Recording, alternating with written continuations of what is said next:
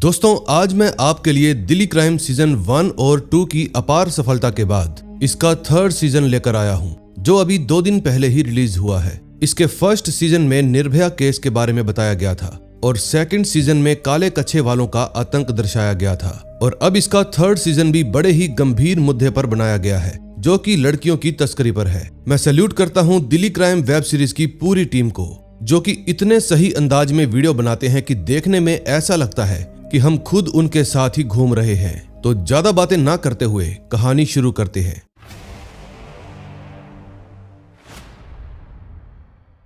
First episode की शुरुआत होती है हरियाणा के रोहतक शहर से, जहां पर लड़कियों का सामूहिक विवाह चल रहा था। तभी वहां पर एक दुल्हन को लाया जाता है, जो अपने विवाह से बिल्कुल भी खुश नहीं थी, क्योंकि उसका दूल्हा थोड़ा बड़ी उम्र का और गुस्सैल टाइप का लग रहा था। फिर अपने दूल्हे को देखकर वो लड़की रोने लगती है और कहती है कि मुझे शादी नहीं करनी। लेकिन तभी वहां पर मीना नाम की एक लेडी आती है और कहती है छोड़ो इस लड़की को। फिर वो कुसुम नाम की एक लड़की को इशारा करती है और कुसुम जाकर दूसरी लड़की को ले आती है। फिर मीना अपने आदमी विजय को आवाज लगाती है और कहती है कि इस लड़की को गर्ल हॉस्टल में छोड़कर आओ। दरअसल मीना पैसे लेकर लड़कियों को बेचा करती थी। अब ये है कौन और सामूहिक विवाह करने के लिए इसके पास इतनी सारी लड़कियां कहां से आती है, ये सब हमें आगे पता चलेगा। अब कहानी जाती है असम के सिलचर शहर में। दरअसल डीसीपी वर्तिका की बदली इसी शहर में हो गई थी, जो कि किसी सजा से कम नहीं थी। लेकिन फिर यहाँ पर भी उनको एक ऐसा क्राइम मिला जिसका अंधेरा शहर, गांव और देश का दायरा पार कर गया। इस तरह के क्राइम में क्रिमिनल्स दूसरों की मजबूरी का फायदा उठाते हैं और अपना कोई भी सबूत नहीं छोड़ते।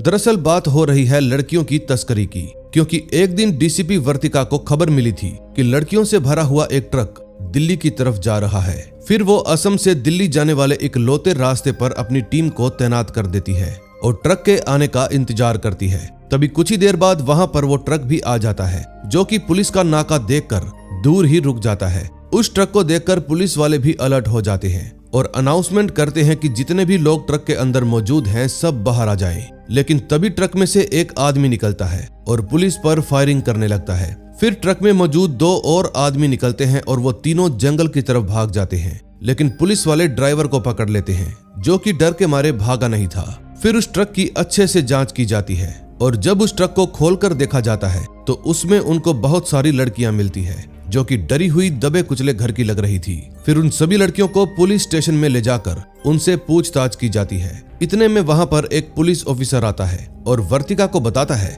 कि मैडम, ये ट्रक मिजोरम से निकला है और दिल्ली की आजादपुर मंडी में जा रहा था। रास्ते में ये 3-4 लड़कियों को और उठाने वाले थे। ड्राइवर ने बताया है कि 2 दिन पहले ऐसा ही एक और ट्रक भी निकला है। खुद को दिहाड़ी का ड्राइवर बता रहा है, लेकिन मैडम कहती है कि वो लड़कियों की तस्करी कर रहा था, वो जरूर कुछ और भी जानता होगा, जाकर पूछताछ करो। फिर थोड़ी देर बाद मैडम अपने ऑफिस में जाकर सब इंस्पेक्टर को बताती है कि इन लड़कियों को जॉब ऑफर किया गया था, यानी अच्छी नौकरियां देने के बहाने इन सबको दिल्ली ले जाया जा रहा था। कुछ को तो वो झूठ बोलकर फंसा लाए और कुछ खुद ही बड़े शहर में जाने के चक्कर में इनके जाल में फंस गई। तभी सब इंस्पेक्टर बताता है कि 2 दिन पहले एक दादी ने अपनी पोती की मिसिंग रिपोर्ट लिखवाई है कनकपुर से। उसका तो फोन भी बंद आ रहा है। उम्र 18 साल है और अपनी क्लास की टॉपर है। उसका नाम सोनम है मैम। इसको भी दिल्ली से ट्विटर की जॉब का ऑफर आया था। फिर मैडम दिल्ली में भूपेंद्र के पास फोन करती है, जो कि पहले उनके ही साथ काम किया करता था, और बताती है कि सिलचर में हमने एक ट्रक पकड़ा है जिसमें हमें 8 लड़कियां मिली है। ये ट्रक दिल्ली जा रहा था। लगता है ये ट्रक दिल्ली के किसी आजादपुर गैंग के निशाने पर था और ऐसा ही एक और ट्रक 2 दिन पहले मिजोरम से दिल्ली के लिए निकला है। फिर भूपेंद्र कहता है कि मैं आजादपुर में चेक पॉइंट्स लगवा देता हूँ। मैडम कहती है मैं भी डीजीपी से परमिशन लेकर दिल्ली आने की कोशिश करती हूँ, लेकिन भूपेंद्र कहता है कि परमिशन ना मिले तो भी आप आ जाइए, बाद में माफी मांग लेना। अगले सीन में हम डीसीपी निधि सिंह को देखते हैं, जिनके घर में पूजा पाठ चल रही थी।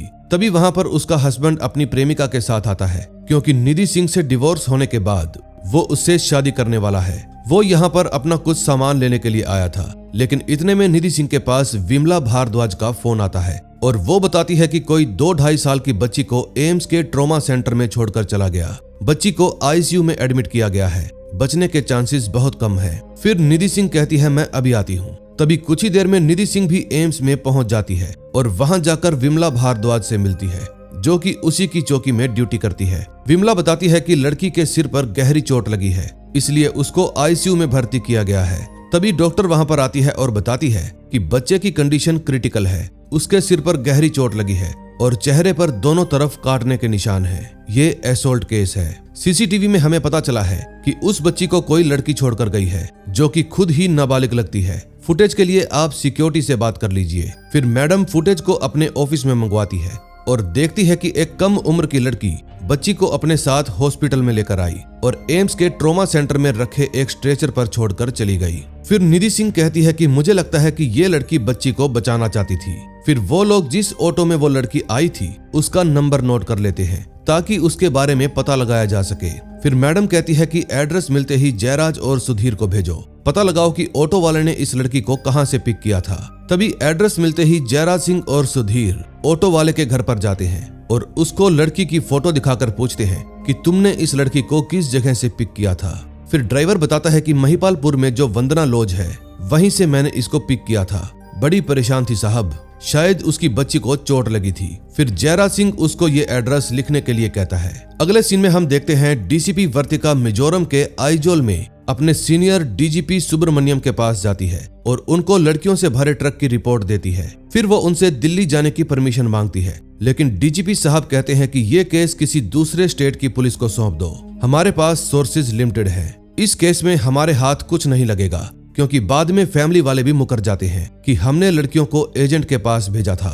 वर्तिका कहती है कि मैं इसीलिए तो हेल्प करना चाहती हूँ क्योंकि उनको हमारी हेल्प की जरूरत है और अगर आप मुझे इस केस पर काम नहीं करने देना चाहते तो इस लेटर पर साइन कर दीजिए। इसमें लिखा है कि आप मुझे इस केस पर इन्वेस्टिगेशन करने से मना कर रहे हैं। ये लेटर देखकर डीजीपी के रंग उड़ जाते हैं, इसलिए वो गुस्से में कहते हैं कि मेरे ऑफिस से दफा हो जाओ, जाओ करो जो करना है। फिर वर्तिका थैंक यू कहकर वहां से चली जाती है। अगले सीन में हम देखते हैं कि लड़कियों से भरी हुई टेम्पो ट्रेवलर दिल्ली के उत्तम नगर में पहुंचती है और फिर उसमें से सभी लड़कियों को निकालकर एक घर में भेज दिया जाता है। ये घर कल्याणी नाम की एक लड़की का था जो कि इन लड़कियों को घर के अंदर चलने के लिए कहती है। सोनम नाम की एक लड़की जिसकी दादी ने मिसिंग कंप्लेंट लिखवाई थी वो भी इन्हीं लड़कियों के साथ थी। तभी कुछ देर बाद इन सभी लड़कियों को खाना परोसा जाता है। जब ये लड़कियां खाना खा रही थी तो वहां पर कल्याणी आती है और सभी को समझाती है कि इस शहर में तभी नौकरी मिलेगी जब तुम सबकी शक्ल सूरत सही होगी। ये देखो दीवार पर जितनी भी लड़कियों की फोटो लगी है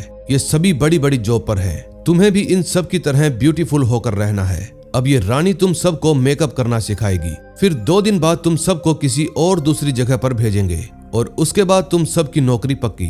फिर वो रानी को कहती है कि तुम सोनम का मेकअप करो और बाकियों को भी सिखाओ कि मेकअप कैसे किया जाता है। लेकिन तभी वहां पर खड़ा एक राहुल नाम का लड़का अपनी वाइफ खुशी को मैसेज करता है और पूछता है कि नूर कहाँ है। फिर खुशी का मैसेज आता है कि मुझे कुछ भी समझ में नहीं आ रहा, मैं क्या करती। फिर राहुल कहता है कि मैं लॉज में आ रहा हूँ, तुम भी आ जाओ। तभी वो कल्याणी मैडम से परमिशन लेकर अपनी वाइफ से मिलने के लिए चला जाता है। इतने में कल्याणी के पास भी मीना का फोन आता है जिसको सभी बड़ी दीदी कहकर बुलाते हैं। मीना पूछती है कि कितनी लड़कियां भेज रही हो। कल्याणी कहती है 20, बाकी की 10 भी जल्दी भेज दूंगी। फिर वीना कहती है कि अपने धंधे में जुबान की वैल्यू होती है, इसलिए मुझे पूरा माल मिलना चाहिए। अब फोन काटने के बाद कल्याणी टेंशन में आ जाती है क्योंकि उसके पास 10 लड़कियां कम थी क्योंकि उसका ट्रक जो पकड़ा गया था। दूसरी तरफ जयराज सिंह और सुधीर वंदना लॉज में पहुंच जाते हैं और वहां जाकर रिसेप्शन पर पूछते हैं कि क्या आपने इस लड़की को देखा है। फिर रिसेप्शनिस्ट बताता है कि इसका नाम खुशी है, ये अपने पति राहुल के साथ यहीं पर रहती है। फिर वो पुलिस वालों को उनके रूम पर भी लेकर जाता है।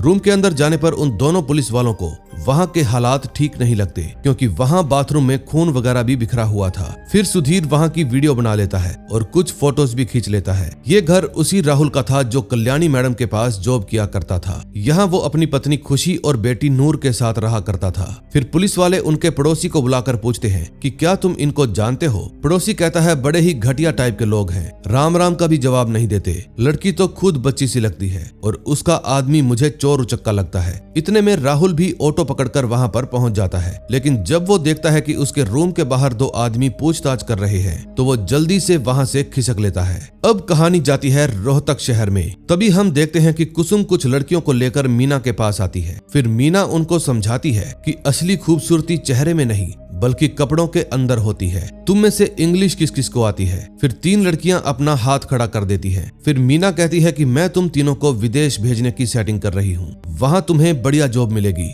बस तुम लोग अपनी ट्रेनिंग पर ध्यान दो। इतने में वहाँ पर विजय भी आ जाता है और मीना को अंदर बुलाकर उसको लड़कियों के नकली पासपोर्ट दिखाता है। फिर वो कहता है कि भाई जी का लोन रिस्की होता जा रहा है, अब हमें उसको चुकाना शुरू करना होगा। लेकिन मीना उसको कहती है कि छोटे मोटे काम बहुत हो गए। इंडिया के सबसे बड़े डीलर जॉन गुप्ता को लड़कियों का नया सप्लायर चाहिए और वो सप्लायर अब हम बनेंगे ताकि वो अपना सारा माल हमसे ही खरीदे। अब चल ये पैसे सेफ में रख दे। अगले सीन में हम देखते हैं अब डीसीपी वर्तिका भी दिल्ली वापस आ जाती है। तभी उसके पास उसके हस्बैंड का फोन आता है और वो पूछते हैं अब तुम कब आ रही हो? फिर वर्तिका कहती है जल्दी ही मिलूंगी। फिर अपनी बेटी के जाने के बाद विशाल वर्तिका को कहता है आने से पहले आग लगा कर आई हो, सुब्रमण्यम तुमसे चिढ़ा हुआ है। फिर वर्तिका कहती है मुझे कोई परवाह नहीं, इस समय उन लड़कियों को मेरी जरूरत है। इतने में वहाँ पर भूपेंद्र भी आ जाता है जो कि वर्तिका मैडम को रिसीव करने के लिए आया था। फिर वो मैडम का दिल्ली में स्वागत करता है। अगले सीन में हम खुशी को देखते हैं जो कि रात भर से पार्क में ही सोई हुई थी। फिर वो अपना फोन चेक करती है जिसमें राहुल की बहुत सारी मिस कॉल आई हुई थी। फिर जब वो राहुल के पास फोन मिलाती है तो राहुल उसको डांटता है और पूछता है कि फोन क्यों नहीं उठा रही थी, नूर कहाँ पर है? फिर खुशी बताती है कि वो हॉस्पिटल में है, मैं उसको एम्स में छोड़कर भाग आई। फिर खुशी पूछती है कि हमारी बेटी ठीक तो हो जाएगी ना? तभी राहुल उसको तसल्ली देता है और कहता है हाँ ठीक हो जाएगी, तुम चिंता मत करो, बस तुम किसी से भी बात मत करना। दरअसल राहुल और खुशी एक दूसरे से बहुत प्यार करते थे और चाहते थे कि सब कुछ पहले जैसे ठीक हो जाए। अब आप सोच रहे होंगे कि इनकी बेटी के साथ क्या हुआ है, तो ये भी आपको जल्दी ही पता चल जाएगा। फिर राहुल कहता है तू ठुल्लों से दूर रहना, मैं जल्दी ही तुझे लेने आ रहा हूँ। दूसरी तरफ निधि सिंह हॉस्पिटल में जाकर उस बच्ची के बारे में पूछती है कि अब उसकी हालत कैसी है। नर्स बताती है कि उसका ऑपरेशन हो गया है लेकिन हालत अभी भी क्रिटिकल है। मैडम क्या उसकी फैमिली का पता चला? निधि सिंह कहती है कि हम जल्दी ही पता लगा लेंगे। फिर नर्स निधि को उस लड़की की छोटी छोटी पायल देती है और कहती है ये उसने पहनी हुई थी, अभी इनको आप रख लीजिए। फिर निधि अपने ऑफिस में जाकर राहुल और उसकी फैमिली की फोटोज देखती है। इतने में वहाँ पर जयराज सिंह और सुधीर भी आ जाते हैं और बताते हैं कि हम रात भर से उनके लॉज में ही उनका इंतजार कर रहे थे लेकिन वो लोग आए ही नहीं। राहुल के पड़ोसी ने बताया है कि वो चोर उचक्का टाइप का है, रात भर लड़कियों को अपनी गाड़ी में घुमाता है और अक्सर मारपीट भी करता रहता है। फिर विमला कहती है कि मुझे लगता है कि इसी ने लड़की को मारा होगा, अक्सर ऐसा ही होता है। तभी एसएचओ सुभाष गुप्ता कहता है कि फोटोज देखकर तो ऐसा लगता है कि ये लोग अपनी बेटी से बहुत प्यार करते हैं, मुझे लगता है कि ये लड़की अपनी बेटी को मिलने के लिए जरूर आएगी। फिर निधि जयराज और विमला को कहती है तुम लोग ट्रोमा सेंटर में जाओ और उस लड़की को पकड़ने के लिए रेडी रहना और बाकी सब राहुल के बारे में पता लगाने की कोशिश करो, अपने इन्फॉर्मर से बात करो और महिपालपुर के डीलर्स और ड्राइवर से भी पता करो, क्योंकि अगर वो लड़कियों को कार में घुमाता है तो किसी को तो पता ही होगा कि वो कार कहां से लेता है। फिर सुधीर अपने इन्फॉर्मर के पास जाता है और राहुल की फोटो दिखाकर पूछता है कि क्या तुम इसको जानते हो? इन्फॉर्मर कहता है कि यहाँ के सभी ड्राइवर सिद्धू कार वाले से ही कार किराए पर लेते हैं। फिर सुधीर सिद्धू कार वाले की गैराज में पहुंच जाता है और राहुल की फोटो दिखाकर उसके बारे में पूछता है। सिद्धू कहता है कि मैंने इसको 5 साल पहले देखा था, ये हमारे एक ड्राइवर की बेटी के साथ गलत काम करने की कोशिश कर रहा था, फिर हम सब लोगों ने इसका बायकॉट कर दिया। दूसरी तरफ सुबह सुबह राहुल हॉस्पिटल के बाहर खुशी से मिलने पहुंच जाता है और फिर वो उसको अपने साथ चलने के लिए कहता है, लेकिन खुशी कहती है कि मैं नूर से मिले बिना नहीं जाऊंगी। फिर राहुल उसके साथ जबरदस्ती करने लगता है और कार में बिठाने की कोशिश करता है। इस समय विमला भारद्वाज ये सब कुछ सीसीटीवी के माध्यम से देख रही थी। फिर वो जल्दी से जयराज को फोन करके बताती है कि दूसरे गेट के पास राहुल आ गया है, जल्दी से पकड़ो उसको। इतने में राहुल खुशी को अपनी कार में बिठाकर वहां से निकल जाता है और पुलिस वाले उसका पीछा करने लगते हैं। रास्ते में खुशी नूर के बारे में पूछती है लेकिन राहुल कहता है भाड़ में गई नूर, पुलिस हमारे पीछे लगी है। फिर वो अपना दिमाग लड़ाकर अपनी गाड़ी को तेज भगाता है और टेढ़ी मेढ़ी गलियों से होता हुआ कार को पार्क के बाहर पार्क कर देता है। फिर वो खुशी को अपने साथ चलने के लिए कहता है लेकिन खुशी उसके साथ नहीं जाती। फिर राहुल पुलिस के डर से अकेला ही वहां से चला जाता है। इतने में पुलिस भी वहां पर पहुंच जाती है और खुशी को पकड़ लेती है। अगले सीन में हम देखते हैं डीसीपी वर्तिका भूपेंद्र के साथ आजादपुर पुलिस स्टेशन में जाती है और वहां जाकर सीसीटीवी फुटेज चेक करती है। ऑफिसर बताती है कि ट्रक की डिटेल आपकी ब्रीफ से मैच करती है। फुटेज में लड़कियों को ट्रक से निकालकर टेम्पो ट्रेवलर में बिठाया जा रहा था।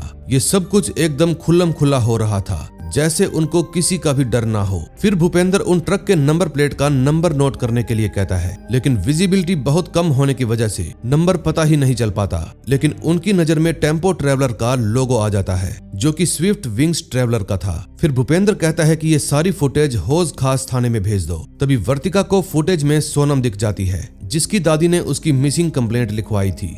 यानी कि इन सब की तहकीकात एकदम सही डायरेक्शन में जा रही थी। अगले सीन में हम देखते हैं मीना अपने साथ 3 लड़कियों को लेकर थाईलैंड पहुंच जाती है, क्योंकि वो इन तीनों लड़कियों को यहाँ पर डिलीवर करने के लिए आई थी। फिर बिल्डिंग के अंदर जाकर वो जॉन गुप्ता से मिलती है और कहती है आपका माल डिलीवर हो गया है। लेकिन इन लड़कियों को अभी तक भी पता नहीं था कि इनको यहाँ पर क्यों लाया गया है। अब नेक्स्ट एपिसोड में देखेंगे क्या होता है।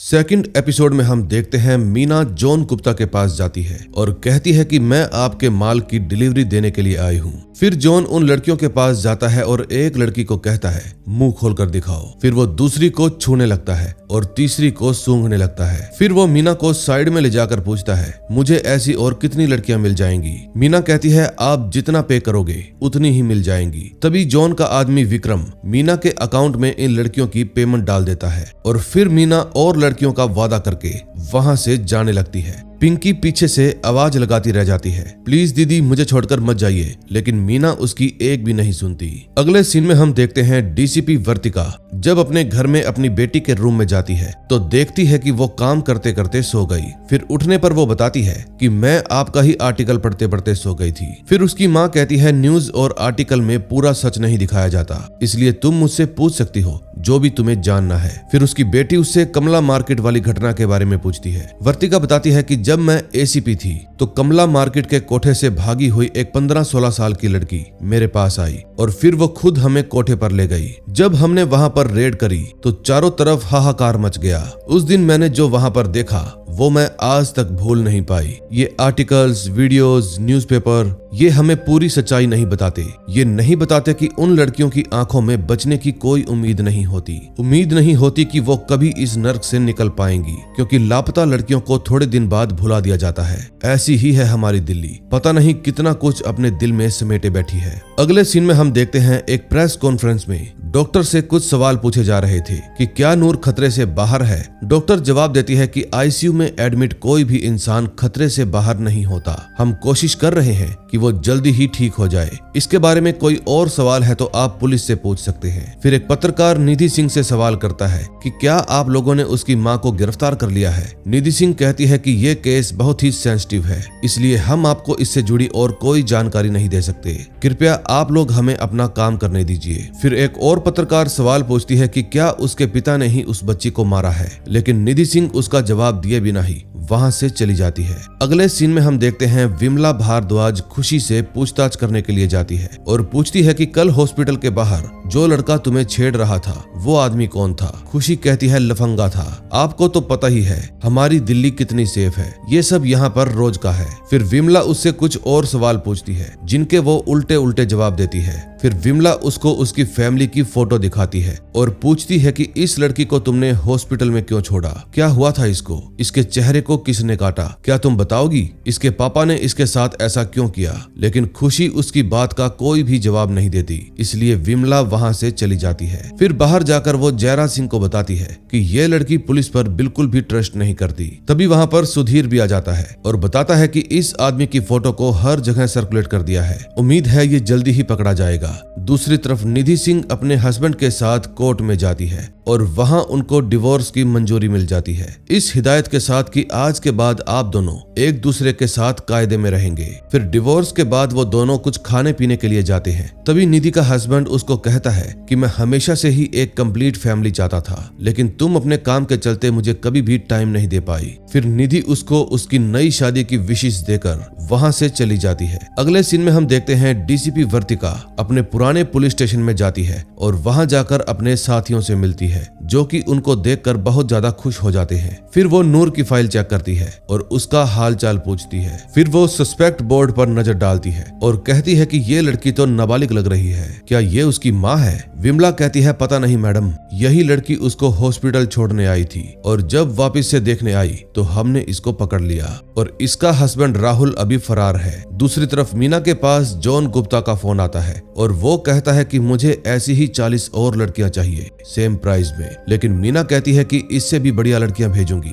लेकिन हर लड़की का 15 लाख रुपए चाहिए। जॉन मान जाता है और इसी हफ्ते माल की डिमांड करता है। कमाल की बात ये थी कि जॉन की खुद भी 2 लड़कियां थी, लेकिन फिर भी वो ऐसे ऐसे काम करता है। दूसरी तरफ वर्तिका के पास आशुतोष आता है और बताता है कि मैडम, मैंने पता लगाया है कि धोला कुआं के पास एक ट्रैवल एजेंसी है जिसका नाम स्विफ्ट विंग एजेंसी है। वो वैन वहीं से भाड़े पर ली गई थी। फिर मैडम उसका एड्रेस नोट करके खुद उस एजेंसी में पहुंच जाती है। फिर वहां जाकर भूपेंद्र ओनर से उस गाड़ी के बारे में पूछता है जिसमें लड़कियों को डिलीवर किया गया था। फिर ओनर अपने रजिस्टर में चेक करके बताता है कि ये वैन तो किसी बारात पार्टी में गई हुई है। जो इसको लेकर गया है मेरे पास उसके लाइसेंस की कॉपी है। फिर जब वो लाइसेंस की कॉपी दिखाता है तो वो किसी और की नहीं बल्कि राहुल की थी। फिर उसकी फोटो देखकर मैडम कहती है ये तो वही आदमी है जो उस छोटी लड़की वाले केस में इन्वॉल्व है। फिर भूपेंद्र उसकी फोटो से लाइसेंस कॉपी मिलाकर देखता है जो कि बिल्कुल सेम था, बस नाम ही अलग था। फिर भूपेंद्र आशुतोष के पास फोन करता है और कहता है कि मैं तुम्हारे पास एक लाइसेंस की कॉपी भेज रहा हूँ। ये आदमी दोनों ही केसेस में इन्वॉल्व है।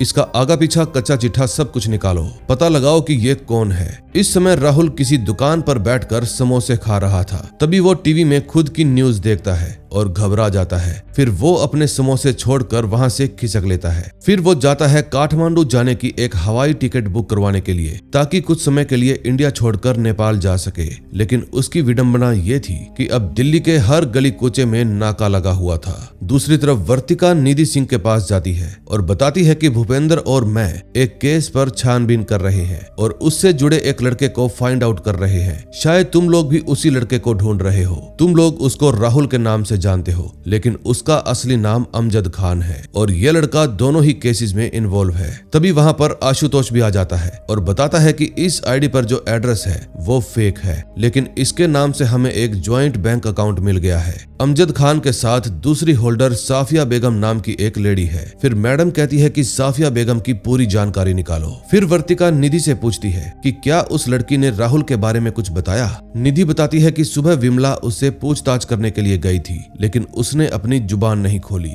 फिर वर्तिका मैडम कहती है कि एक बार मैं उससे पूछताछ करना चाहती हूँ। निधि कहती है जी मैडम, इससे हमारी हेल्प होगी। अगले सीन में हम देखते हैं कल्याणी कुछ लड़कियों को लेकर मीना के पास जाती है और उन सभी लड़कियों को उससे मिलवाती है। फिर मीना हर एक लड़की को चेक करती है और उनसे उनका नाम पूछती है। फिर वो उन सबको समझाती है कि आज से सब लड़कियां हर रोज अपने बालों को शैम्पू करेंगी और कल ही सबकी फुल बॉडी वैक्स भी की जाएगी। फिर मीना कल्याणी से पूछती है कि बाकी छोरियां कित है। पूरी 10 छोरियां कम से।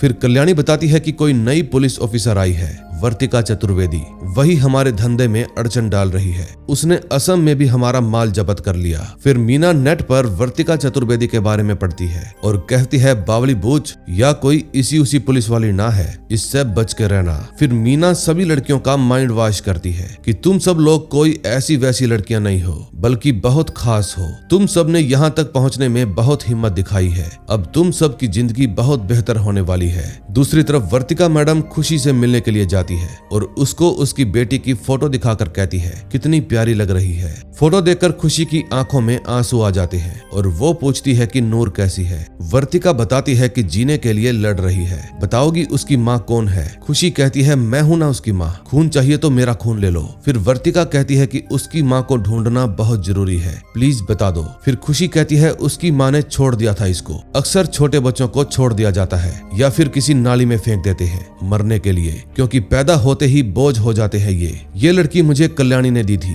मेरी दल्ली थी, गंदे गंदे लोगों के पास भेजा करती थी मुझे। राहुल उसके लिए ही लड़कियों की ड्राइवरी करता था और तभी हम दोनों को प्यार हो गया। उसने ही मुझे इस गंदगी से बचाया था, मुझसे शादी करके। फिर मैडम कहती है तुम किसी गलत फहमी में जी रही हो। उसने पहले लड़की को मारा और फिर तुम दोनों को बेसहारा छोड़कर भाग गया। लेकिन खुशी बीच में ही बात काटते हुए कहती है कि राहुल की कोई गलती नहीं है, उसने नूर को नहीं मारा बल्कि मैंने मारा था। मुझे चाहे जेल में डालो या फांसी पर चढ़ा दो, राहुल बेकसूर है। फिर वो बताती है कि नूर सारा दिन रोती रहती थी। मैंने उसको चुप करवाने की बहुत कोशिश की, लेकिन वो पूरा दिन रोती रही। मुझे ऐसा लगने लगा था कि मैं पागल हो जाऊंगी। फिर उसने मुझे हाथ पर काट लिया, लेकिन पता नहीं क्यों मैंने भी उसको गाल पर काट लिया। जब वो और चिल्लाने लगी तो मैंने उसके दूसरे गाल पर भी काट लिया। फिर मैं उसका खून साफ करने के लिए उसको बाथरूम में लेकर गई। फिर सीट पर बिठाया और तौलिया लेने के लिए चली गई, लेकिन वो सीट से नीचे गिर गई। उसके सिर पर बहुत चोट लग गई। फिर मैडम पूछती है कि कल्याणी कहाँ है। खुशी बताती है उत्तम नगर में। फिर नेक्स्ट डे भूपेंद्र और निधि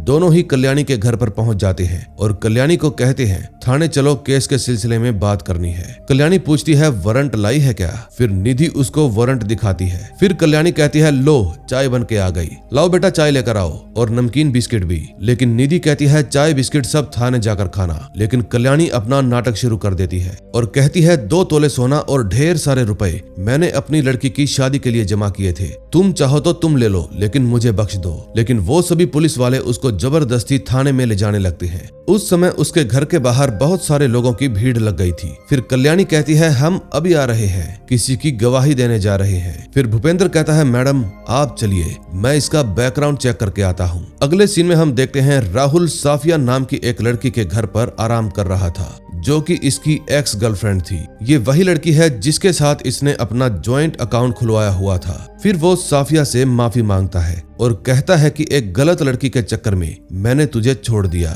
एक बार मुझे नेपाल पहुंच जाने दे, मैं सब कुछ सही कर दूंगा, फिर मैं तुझे भी वहीं पर बुला लूंगा। लेकिन तभी साफिया के फोन पर एक फोन आता है और साफिया उठकर दरवाजा खोलने जाती है और कहती है हाँ भैया ले आए दूध। लेकिन बाहर से कोई दूध वाला नहीं बल्कि पुलिस वाले आते हैं। फिर वो सब राहुल को पकड़ने की कोशिश करते हैं। राहुल उनसे बचने की बहुत कोशिश करता है, लेकिन आखिर में पकड़ा ही जाता है। फिर सोफिया उसको कहती है तुझे क्या लगा था मैं तुझ जैसे कुत्ते के चक्कर में दोबारा से अपनी जिंदगी बर्बाद करूंगी, जा जाकर सड़ जेल में। अब कल्याणी और उसका ड्राइवर दोनों ही पुलिस की गिरफ्त में थे। फिर भूपेंद्र राहुल से पूछता है कि तुम्हारा असली नाम क्या है, राहुल या अमजद। राहुल कहता है दोनों ही मेरे नाम है। फिर भूपेंद्र उसको उसकी फैमिली की फोटो दिखाता है। फोटो देखकर राहुल डर जाता है और कहता है कसम से मैंने इस लड़की को हाथ भी नहीं लगाया। फिर वर्तिका मैडम पूछती है कल्याणी के लिए काम करते हो क्या। राहुल कहता है कौन कल्याणी। फिर मैडम सीधा कल्याणी के पास जाती है और पूछती है क्या काम करती हो। कल्याणी कहती है मैं सोशल वर्कर हूँ मैडम, जरूरतमंद लड़कियों की हेल्प करती हूँ, उनको जॉब लगवाने से पहले ट्रेनिंग भी देती हूँ, कुक का, अटेंडेंट का, आया का, हाउसकीपिंग का। फिर मैडम कहती है तुम्हारे पड़ोसियों ने बताया है कि तुम धंधा करती हो। कल्याणी कहती है छी मैडम आप क्या बोल रही हो, पड़ोसी तो हमारी तरक्की से जलते हैं, अब आप खुद ही देख लो, आप लेडीज होकर इतनी बड़ी पुलिस ऑफिसर हो तो इन भैया को तो जलन होती होगी ना। फिर निधि उससे पूछती है कि इस लड़की की माँ कहाँ है। कल्याणी कहती है क्यों, ये इसकी असली माँ नहीं है क्या, हमको क्या पता इसकी माँ कौन है, हमसे काहे पूछ रहे हो, हम पर कोई आरोप है तो बताइए, ऐसे बैठे बैठे हमारे पांव फूल गए हैं। फिर वर्तिका गुस्से में कहती है कि तुम्हारे कहने पर राहुल ने लड़कियों को आजादपुर मंडी से कहीं और शिफ्ट किया और तुम पर दूसरा आरोप यह है कि तुमने किसी और की बच्ची को उठाकर राहुल और खुशी को दे दिया। इस समय वो बच्ची हॉस्पिटल में मर रही है। अब बताओ मुझे उस बच्ची की माँ और बाकी की लड़कियां कहाँ है। फिर कल्याणी गुस्से में कहती है कि अब हम एक भी शब्द नहीं बोलेंगे जब तक हमारा वकील नहीं आ जाता।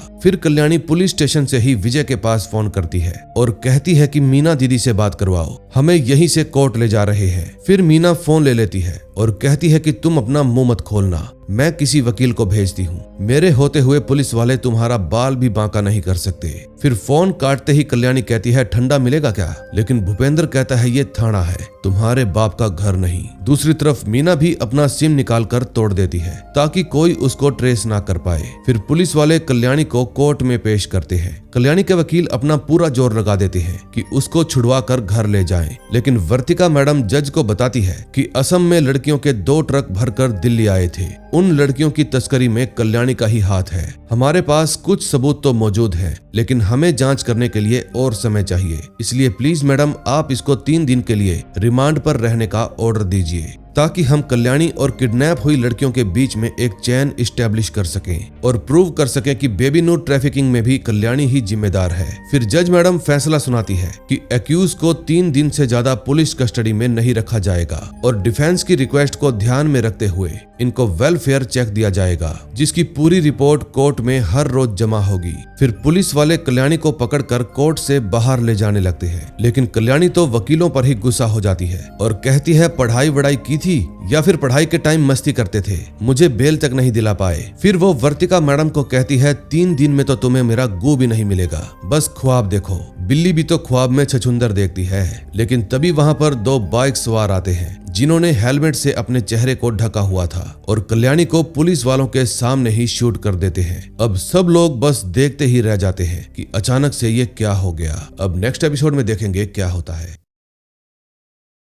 3rd एपिसोड में हम देखते हैं वर्तिका मैडम उस हादसे की सीसीटीवी फुटेज देख रही थी जिसमें कल्याणी को कोर्ट के बाहर ही शूट कर दिया गया था। तभी उनके पास उनके सीनियर का फोन आता है और वो केस की जानकारी मांगते हैं। वर्तिका बताती है कि सीसीटीवी फुटेज की जांच चल रही है। कल्याणी का एक एसोसिएट जिसका नाम राहुल है हमारी कस्टडी में है, वो बेबी नूर वाले केस से भी जुड़ा हुआ है। फिर उसके सीनियर बताते हैं कि मंत्रालय ने तुम्हारी स्पेशल टास्क फोर्स की दरखास्त मंजूर कर ली है, शूटर को जल्दी से पकड़ो। लेकिन उनको पकड़ना इतना भी आसान नहीं था क्योंकि उन्होंने अपना चेहरा भी ढका हुआ था और बाइक की नंबर प्लेट भी छुपाई हुई थी। फिर वर्तिका मैडम राहुल के पास जाती है और कहती है कि तुमने खुशी को रोका क्यों नहीं जब वो उस बच्ची को मार रही थी। राहुल कहता है मैडम इसमें उसकी कोई गलती नहीं है क्योंकि वो तो खुद ही अभी 14 साल की है। फिर निधि कहती है कि तुमने एक नाबालिग से शादी की है, पोस्को एक्ट लगेगा तुम पर। लेकिन राहुल कहता है मैं क्यों अंदर जाऊंगा, मैंने तो उसको नर्क से बाहर निकाला है, उसके बाप ने उसको 10 साल की उम्र में ही बेच दिया था।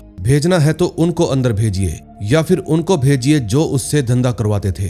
फिर मैडम कहती है तो तुम कल्याणी के बारे में ही कुछ बता दो। लेकिन राहुल कहता है कि मैं उसके बारे में कुछ भी नहीं जानता। फिर भूपेंद्र उसको वो फुटेज दिखाता है जिसमें कल्याणी को शूट कर दिया गया था। फिर मैडम कहती है कि अब अगला शिकार तुम हो सकते हो। ये बात सुनकर राहुल की फट जाती है और वो कहता है कि मैं कल्याणी को जानता हूँ। जब मैं 15 साल का था तो उसने मुझे एक मैकेनिक की गैराज से उठाया था, तब से लेकर आज तक मैं उसी के साथ काम करता हूँ। फिर वो बताता है कि नूर की असली माँ का नाम है शबनम बानो। कल्याणी के कहने पर ही मैंने उसको रोहतक हाईवे के पास एक फार्म हाउस पर छोड़ा था। फिर मैडम पूछती है कि जो लड़कियां बाहर से मंगाई जाती हैं, उनका क्या करते हो। राहुल कहता है कि उनको जीबी रोड के चकले पर बेच दिया जाता है और जो लड़कियां माँ बन सकती हैं और घर का काम काज कर सकती हैं, उनको हरियाणा, पंजाब, राजस्थान में बेच दिया जाता है। फिर मैडम पूछती है कि 2 दिन पहले जो असम से ट्रक लाया गया था वो लड़कियां कहाँ हैं। राहुल कहता है कि अब तक तो उनको क्लाइंट के पास भेज दिया गया होगा। फिर मैडम पूछती है कि क्लाइंट का नाम बताओ,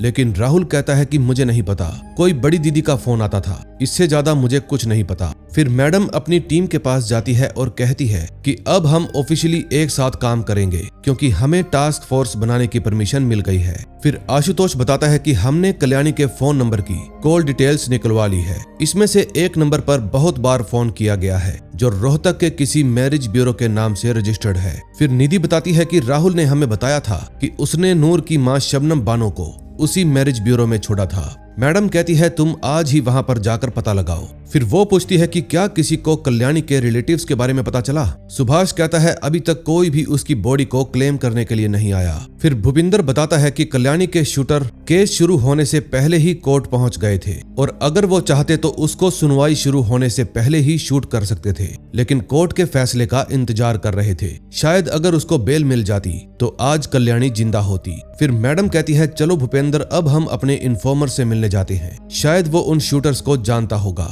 और निधि तुम जाकर नूर की मां का पता लगाओ और बी सेफ। फिर वर्तिका और भूपेंद्र दोनों एक ऑटो में बैठकर पहाड़गंज जाते हैं और वहां के एक होटल में अपने इन्फॉर्मर से मिलते हैं जिसका नाम लंदन था। जॉन बताता है कि शायद मैं उन शूटर को जानता हूं, उनमें से एक को नशे की लत थी और मर्डर के बाद उसने 80,000 का नशा खरीदा। मुझे पूरा यकीन है कि इसी ने शूट किया होगा। आप मुझे 24 घंटे का समय दो, मैं उनकी डिटेल और लोकेशन का पता लगाकर आपको बताता हूँ। फिर वर्तिका पूछती है कि क्या तुम बड़ी दीदी को जानते हो। जॉन कहता है मैंने ये नाम पहले कभी नहीं सुना।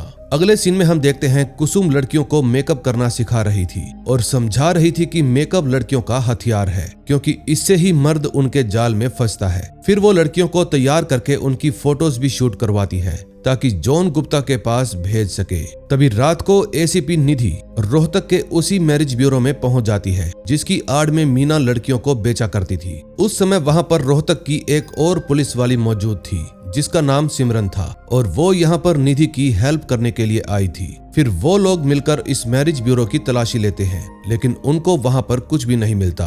फिर निधि के साथ आया हवलदार पूछता है कि क्या हम इस रूम का ताला तोड़ दें, लेकिन रोहतक का हवलदार कहता है आधी रात को किसी का ताला तोड़कर अंदर घुसना जुर्म है। फिर दिल्ली वाला हवलदार बताता है कि धारा 103, 153 और 165 के तहत हम बिना सर्च वारंट के भी तलाशी ले सकते हैं, आपको कानून का पता होना चाहिए। तभी सिमरन आवाज लगाती है कि ताला तोड़ने की तो जरूरत ही नहीं पड़ी, ताला तो पहले से ही टूटा हुआ है, जबकि ये ताला उसने रोड की हेल्प से तोड़ा था। फिर रूम के अंदर जाने पर उनको बहुत सारी फोटोज, फाइल्स और रजिस्टर मिलते हैं। फिर निधि कहती है कि यहाँ से सब कुछ उठा लो और अपने साथ ले चलो। इस समय वहाँ पर नूर की असली माँ शबनम बानो की भी फोटो थी। फिर नीति सिंह अपने लिए एक रूम रेंट पर लेती है जिसके दरवाजे की कुंडी ही टूटी पड़ी थी। फिर सोने से पहले वो उस दरवाजे के आगे सोफा लगा देती है ताकि कोई चुपके से उसके रूम के अंदर ना आ सके। फिर नेक्स्ट डे वर्तिका मैडम हॉस्पिटल में नूर का हालचाल पूछने के लिए जाती है। डॉक्टर बताती है कि उसकी हालत बहुत ही ज्यादा नाजुक है, बचने की उम्मीद बहुत कम है, उसकी मां मिल जाए तो बहुत बढ़िया होगा। अब खुशी को भी एक एनजीओ में भेज दिया जाता है जहां दिमाग से सटकी हुई लड़कियों का इलाज किया जाता था और उनको सुधारा जाता है। लेकिन रास्ते में 2 लड़कियां उसको पीट देती है और कहती है कि इसको कैसे सुधारोगे जो अपने बच्चे को ही मार सकती है, ऐसी लड़कियां कभी नहीं सुधरती। फिर एनजीओ पहुंचकर उन सब की उम्र और नाम दर्ज किया जाता है। खुशी अपनी एज 14 साल बताती है लेकिन रूम के अंदर जाकर वो डर जाती है क्योंकि वहां पर और भी बहुत सारी लड़कियां थी जो कि कम उम्र की थी। खुशी को डर था कि कहीं वो लड़कियां उस पर हमला ना कर दें। दूसरी तरफ सिमरन और निधि एक साथ बैठकर ब्रेकफास्ट कर रही थी और उन फोटोज को भी देख रही थी। सिमरन कहती है कि ये आदमी और लड़की हर दुल्हा दुल्हन के साथ फोटो खिंचवा रहे हैं, जरूर ये लोग ही ये सामूहिक विवाह करवा रहे होंगे, क्या तुम इन फोटोज में से किसी को जानती हो? सिमरन कहती है मैं तो नहीं जानती, लेकिन मेरा एक दोस्त है जो हमारी हेल्प कर सकता है। फिर वो दोनों एक कैटरिंग वाले के पास जाते हैं। सिमरन उसको फोटो दिखाकर पूछती है कि क्या तुम इनको जानते हो? फोटो देखकर वो आदमी डर जाता है और कहता है मैडम क्यों मेरी जान खतरे में डाल रही हो, ये बहुत ही खतरनाक लोग हैं, ये लोग पैसों के लिए लड़कियों का सौदा करते हैं। फिर जब निधि बड़ी दीदी के बारे में पूछती है तो वो अपनी जुबान नहीं खोलता। फिर सिमरन कहती है चलो 2 प्लेट पकोड़े ही लगा दो, पकोड़े खाकर हम तुम्हें थाने लेकर जाएंगे, फिर वहां पर कुटाई होने के बाद तो तुम जुबान खोलोगे ही। दोस्तों ऐसे ही नहीं कहा जाता, पुलिस वालों की दोस्ती भी बुरी है और दुश्मनी भी। फिर वो उन दोनों को साइड में लेकर जाता है और बताता है कि इस फोटो में जो दूल्हा है उसका नाम सुनील अहलावत है, करियाना की दुकान चलाता है, इसके अलावा मैं किसी को भी नहीं जानता। फिर ये जानकारी मिलने के बाद वो दोनों वहां से चली जाती हैं। अगले सीन में हम देखते हैं मीना और विजय दोनों ही टेंशन में बैठे हुए थे क्योंकि उनके पास डिलीवर करने के लिए लड़कियां ही नहीं थी। दरअसल कल्याणी के मरने के बाद इनको नई लड़कियों के लाले पड़ गए। इनको एक और डोनर मिला तो था लेकिन वो एक लड़की के 15 लाख रुपए मांग रहा था जो कि बहुत ही ज्यादा थे क्योंकि इतने में तो ये खुद ही लड़कियों को बेचा करते थे और अब अगर ये नो प्रॉफिट नो लॉस में काम करेंगे तो भाई जी के पैसे कैसे चुकाएंगे। अब पुलिस तो पहले से ही पीछे पड़ी है और फिर भाई जी भी पीछे पड़ जाएगा। तभी विजय के पास शूटर का फोन आता है और वो कहता है कि हमने इतने सारे पुलिस वालों के सामने कल्याणी मैडम को ठोका है और अब पुलिस हमारे पीछे पड़ गई है, इसलिए हमें 10 लाख रुपए चाहिए ताकि हम काफी समय के लिए अंडरग्राउंड हो सके। फिर विजय कहता है ठीक है, अपना एड्रेस बता दो, इसके बाद हमारी कोई भी डील नहीं होगी।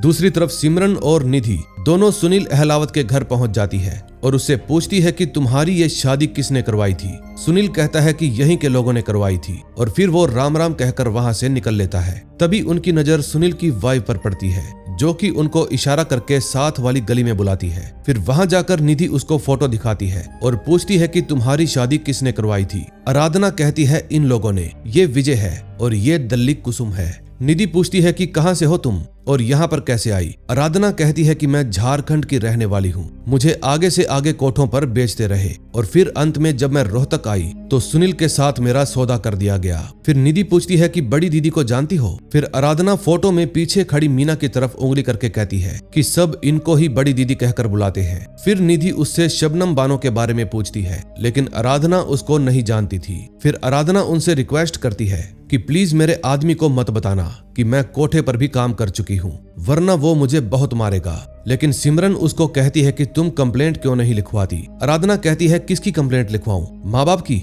जिन्होंने 10,000 रुपए में मुझे बेच दिया, या फिर ससुराल वालों की जिन्होंने लड़का होने के लालच में मुझे अपने घर पर रखा हुआ है। फिर आराधना उनको चकले का एड्रेस बताकर जाने लगती है, लेकिन निधि उसको रोककर कहती है कि अगर तुम चाहो तो हम तुम्हें एक सुरक्षित जगह पर भेज सकते हैं। लेकिन आराधना कहती है नहीं दीदी, अब हम यहाँ पर रहना सीख गए हैं, आप बस इनको ही पकड़ लीजिए, कम से कम और लड़कियों की जिंदगियां बच जाएंगी। तभी हम देखते हैं कि वर्तिका मैडम के पास लंदन का फोन आता है और वो बताता है कि मुझे शूटर मिल गया है। फिर वर्तिका मैडम अपनी पूरी टीम लेकर वहां पर पहुंच जाती है। तभी रूम की तरफ जाते वक्त सुनील भूपेंद्र से टकरा जाता है, यानी कि ये उन शूटर से ही मिलकर आ रहा था। लेकिन जैसे ही वो लोग कमरे के अंदर जाते हैं तो देखते हैं कि वहां पर दोनों शूटर मरे पड़े हैं। उनको देखकर भूपेंद्र समझ जाता है कि जरूर वही आदमी इनको ठोक कर गया होगा जो मुझसे टकराया था। फिर वो भागकर उसका पीछा करता है और पीछा करते करते होटल के पीछे वाली गली में पहुंच जाता है। लेकिन होटल के बाहर जाते ही सुनील उस पर गन तान देता है। फिर सुनील गन नीचे करके कहता है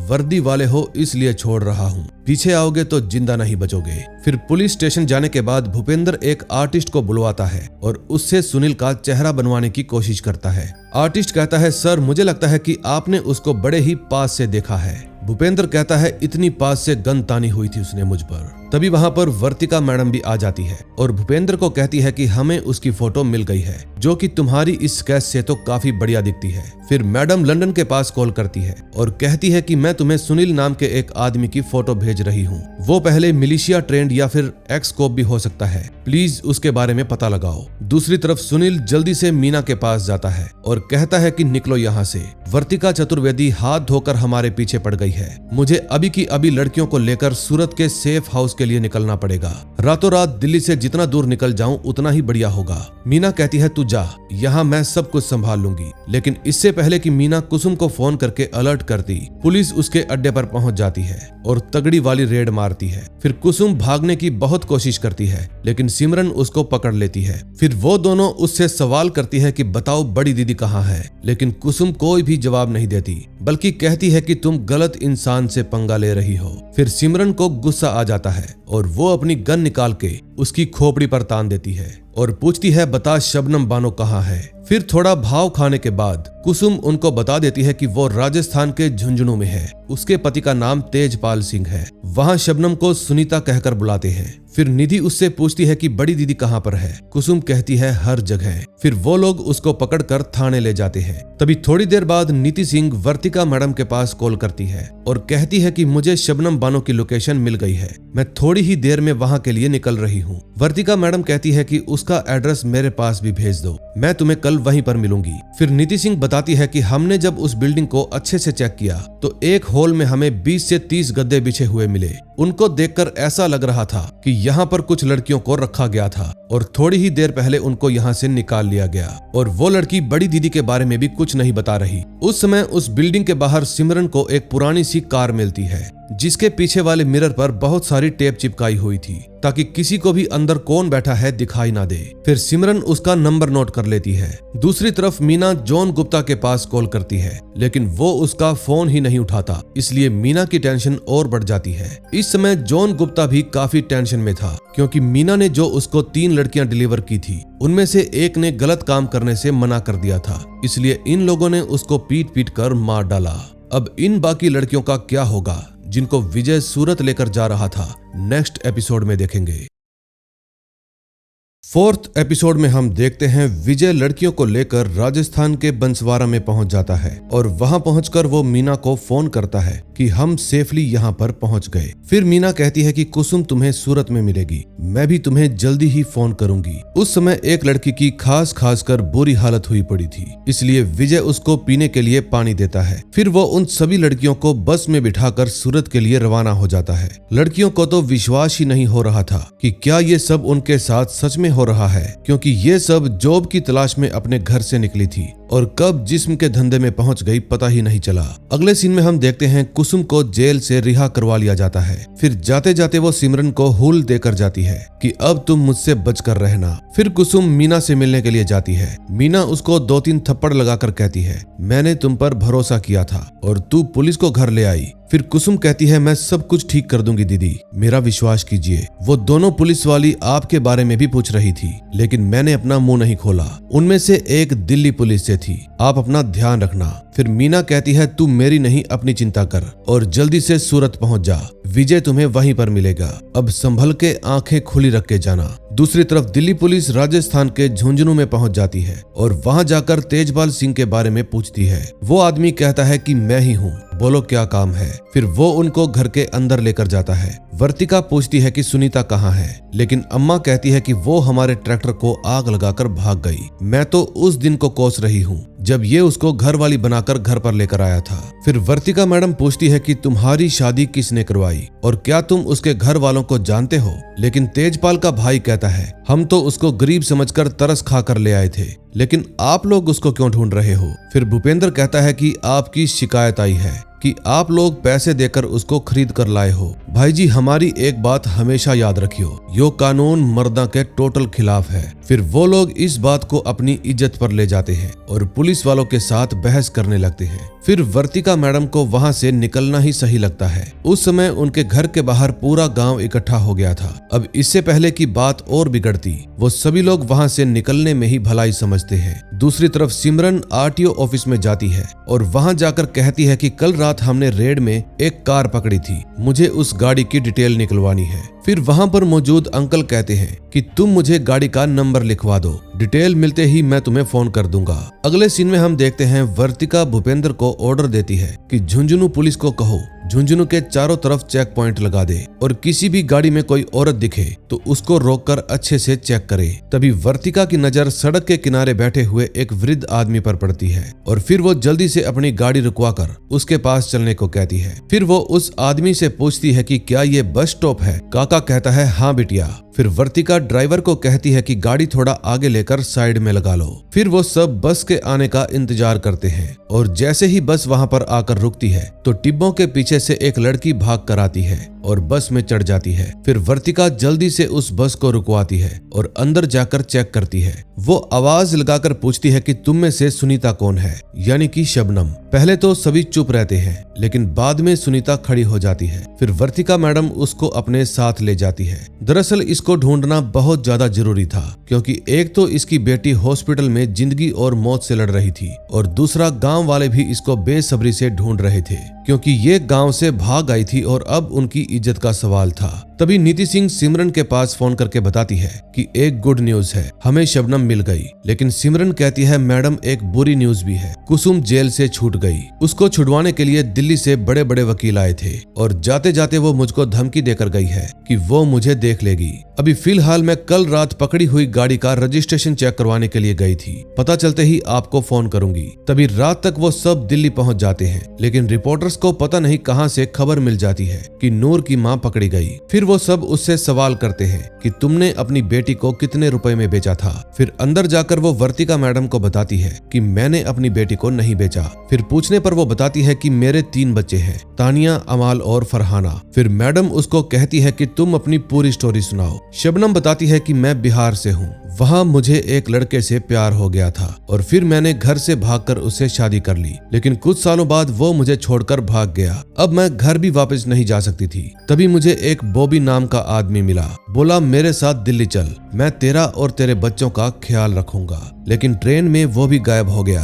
और उसकी जगह मुझे ट्रेन में मिली कल्याणी। बोली कि मैं बॉबी की मुंह बोली बहन हूँ और वो मुझे और मेरे बच्चों को सीधा अपने चकले पर ले गई। फिर मैंने अपने बच्चों को पालने के चक्कर में उससे थोड़ा बहुत कर्ज ले लिया और चुका नहीं पाई, इसलिए वो मुझे बोली कि मेरा कर्ज चुकाने के लिए तुम्हें किसी से शादी करनी पड़ेगी। उसने मुझसे वादा भी किया कि वो मेरे 3 बच्चों का ख्याल रखेगी, लेकिन उसने मेरी बेटी तानिया को अपनी बेटी दीपा के पास मुजफ्फरपुर में भेज दिया। अमाल को बब्बू नाम के किसी आदमी के पास प्रीत विहार में भेज दिया और बोली कि फरहाना का ख्याल मैं खुद रखूंगी, लेकिन उसने मुझे बड़ी दीदी के हवाले कर दिया। फिर वर्तिका पूछती है कि बड़ी दीदी का असली नाम क्या था। शबनम बताती है कि उसका नाम मीना है। उसने पहले कुछ दिन मुझे फार्म में रखा और फिर कुछ दिन बाद उसने मुझे झुंझुनू में तेजपाल सिंह को बेच दिया। तेजपाल सिंह के घर वालों ने मुझे गुलाम की तरह रखा और मेरी कोख को इस्तेमाल करना चाहा। उसको मुझसे सिर्फ बेटा चाहिए था, लेकिन जब उसको डॉक्टर से पता चला कि मेरी बच्चेदानी का मुंह बंद है और मुझे पहले भी बच्चे हो चुके हैं, तो वो गुस्से में आ गया। फिर घर आने के बाद उसने मुझसे खूब लड़ाई की। बोला, कितने मर्दों के साथ सोई हो आज तक? मैंने तुम्हें खरीदने के लिए कुसुम को पूरे 4 लाख रुपए दिए थे और अब वो मेरा फोन भी नहीं उठा रही। अब मैं वो पैसा तुमसे वसूल करूंगा। तभी काम करते वक्त मेरी नजर केरोसिन पर पड़ी और फिर मैंने उसकी फसल और ट्रैक्टर दोनों में आग लगा दी और वहां से भाग गई। अब मैं कल्याणी से मिलकर अपने बच्चे वापस लेना चाहती हूँ। फिर वर्तिका मैडम बताती है कि कल्याणी मर गई है, लेकिन फरहाना हमारे पास है, जिसको सब लोग नूर के नाम से जानते हैं, लेकिन अभी वो हॉस्पिटल में है। उसको थोड़ी चोट लग गई थी, लेकिन डॉक्टर उसका ख्याल रख रहे हैं। फिर वो लोग शबनम को उसकी बेटी से मिलवाने के लिए ले जाते हैं। वर्तिका मैडम उसको कहती है कि एक बार तुम्हारा डीएनए मैच हो जाए, फिर उसका सारा पेपर वर्क तुम ही संभालोगी। फिर जब वो अपनी बेटी से मिलने के लिए जाती है तो उसकी हालत देखकर रोने लगती है। अगले सीन में हम देखते हैं पुलिस डिपार्टमेंट के सीनियर ऑफिसर एक मीटिंग बुलाते हैं, लेकिन वर्तिका मैडम वहां पर आती ही नहीं। फिर सीनियर ऑफिसर बताते हैं कि वर्तिका ने मेरे पीए को एक मैसेज छोड़ा कि मैं मीटिंग में नहीं आ पाऊंगी। सीएम को हमसे अपडेट चाहिए, बजाय कि उनको मीडिया से अपडेट मिले। लेकिन शर्म की बात यह है कि हमारे पास तो कोई अपडेट ही नहीं। वर्तिका को समझना चाहिए कि केवल फील्ड में काम करना ही काफी नहीं होता, अपने सीनियर्स को जवाब भी देने पड़ते हैं। फिर वर्तिका का हस्बैंड कहता है कि मैं उसको समझा दूंगा। अगले सीन में हम देखते हैं नीति सिंह जब अपने घर पर जाती है तो देखती है कि उसका हस्बैंड उससे मिलने के लिए आया है, क्योंकि वो यहाँ पर अपना कुछ जरूरी सामान लेने के लिए आया था। लेकिन बातों बातों में वो दोनों ही इमोशनल हो जाते हैं और एक दूसरे के गले लग जाते हैं। ये दोनों ही एक दूसरे से अलग नहीं होना चाहते थे, लेकिन मजबूरी में अलग होना पड़ा।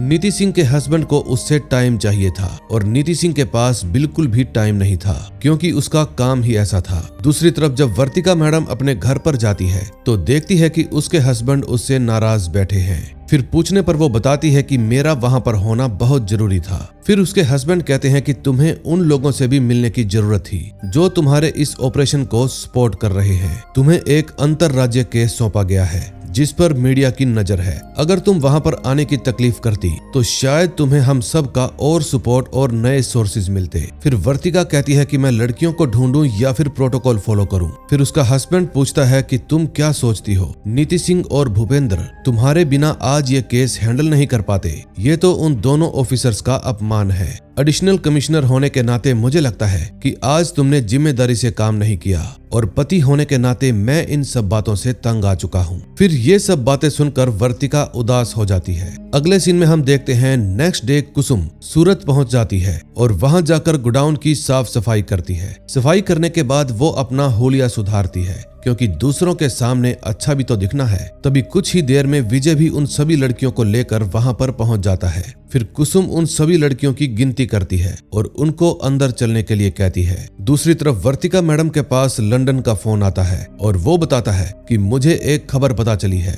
कोलकाता से एक बड़ा व्यापारी दिल्ली में आया है और ये एस्कॉर्ट मार्केट का बड़ा धंधा करता है। उसका नाम है मिथुल खन्ना। कनॉट क्राउन में उसकी बुकिंग है। दूसरी तरफ सिमरन के पास आरटीओ दफ्तर से फोन आता है। अंकल बताते हैं कि मुझे सेंट्रो की रजिस्ट्रेशन डिटेल मिल गई है। ये एड्रेस शांति विलास K26 मॉडल टाउन के पास कोई मीना चौधरी का है। फिर सिमरन एड्रेस नोट करके उस एड्रेस पर पहुंच जाती है और वहां जाकर जब वो दरवाजा खटखटाती है तो एक आदमी दरवाजा खोलता है। सिमरन कहती है कि मुझे घर के मालिक से मिलना है। फिर वो आदमी उसको अंदर ले जाने लगता है और एक रूम में ले जाकर उसको वेट करने के लिए कहता है। तभी सिमरन को कुछ ठीक नहीं लगता, इसलिए वो इस एड्रेस के बारे में नीति सिंह को भी बताने के लिए फोन करती है, लेकिन नेटवर्क खराब होने की वजह से फोन कट हो जाता है और दोबारा से कॉल ही नहीं लगती। लेकिन तभी पीछे से वही आदमी आता है और सिमरन को बेहोश करके अपने साथ ले जाता है। दूसरी तरफ वर्तिका मैडम अपनी टीम के साथ कनॉट क्राउन होटल में पहुंच जाती है, क्योंकि मिथुल खन्ना नाम का वो व्यापारी यहीं पर आने वाला था।